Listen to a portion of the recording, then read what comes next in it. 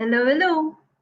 Welcome to day 1055 of Connecting the Thoughts. Quote for today is Repressed memories will keep ticking until you address them.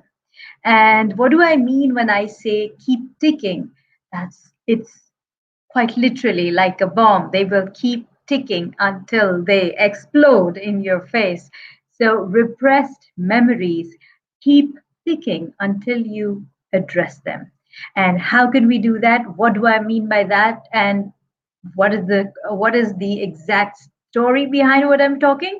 Let's look into that on the other side of the showreel.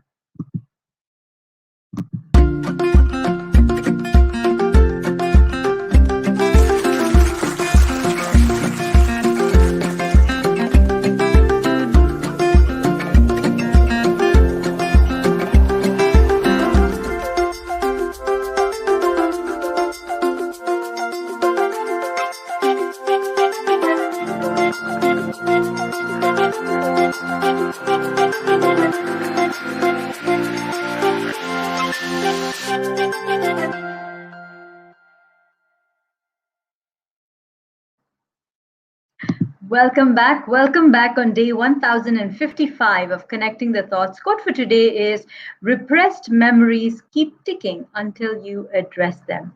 And yes, when I'm talking about repressed memories constantly ticking, yeah, that's the idea. The idea is that they are ticking almost like a time bomb. They're ticking like a bomb that's just ready to diffuse, that's ready to blast, and that's ready to kind of put things out of order. So, what do you do then with memories that you've repressed? What do you do then with memories that you don't want to kind of address? Well, it's simple. You have to address them. You have to address these memories because emotions that are not expressed, emotions that do not find their complete acknowledgement, then begin to kind of pile on under the surface. They begin to kind of amplify, they begin to grow, they begin to create more of themselves, and they begin to show up as a different kind of a reaction in across different relationships. So if you've at one point been and again, I'm going to take an extreme example. If you've been through some any kind of abuse, and this could be physical, mental, sexual, any kind of abuse, if you've been abused in your life, you will be very, very and you haven't addressed that, as in you haven't come to a place of acknowledgement, you haven't come to a place of acceptance, you haven't come to a place of forgiveness. All of that happens in different steps. But if you haven't come to that place where you have addressed what has happened to you, then you tend to suppress those feelings, you tend to suppress the memory, you tend to move past it without acknowledging it. And when you move past it without acknowledging it, then that experience begins to become the basis for other behaviors that you might have. It might become the basis of how you trust other people. It might be the basis on which you take up other opportunities, as in, moving forward within relationships, with life experiences. You tend to hold back, or tend to not trust people. You tend to be in your own space. There are different ways of behavior that can come about if you have certain past experiences that you haven't really looked at or addressed in the past. So that's why I'm inviting you to look at those repressed memories that are constantly ticking at the back of your mind. And until you address them, they will keep ticking. So, whether it is, as I said, it could be any kind of an ugly an ugly experience that you might have had. It could be an experience of grief that you might have had, and you haven't fully dealt with it. It could be an experience of shock, or some loss that you haven't really addressed, and then you're beginning to wonder, okay, I haven't this has happened to me, but I'm just going to move past. I don't need to deal with it. And you just move past. And then you begin to realize that your behavior is highly, highly compromised. Your behavior is highly influenced by the experience of the past that you haven't addressed. So, How do you address these emotions?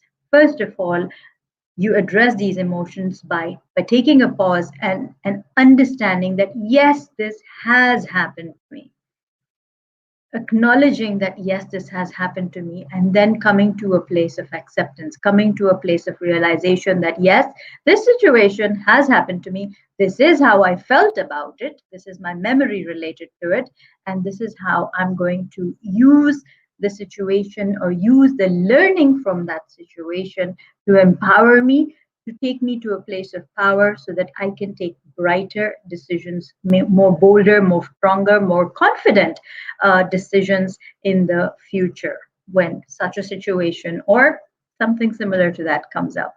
So think about those memories consciously, make an effort to think about those memories that you might have repressed, that you might have kind of, put them under the rug and said, no, no, no, I'm fine. I don't need to deal with it. You know what? You need to deal with it. You need to deal with it so that you can start and acknowledge, appreciate, and just be in that space of awareness that yes, this did happen to me.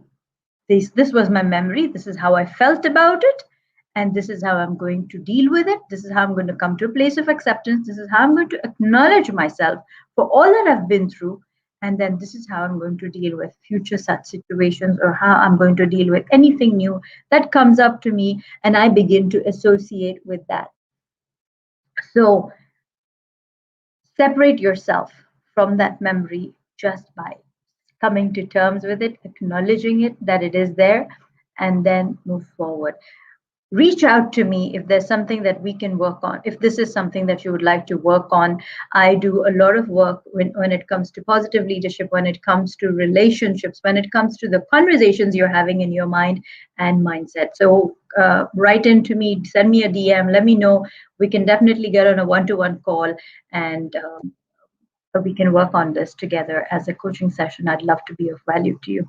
So these are my thoughts.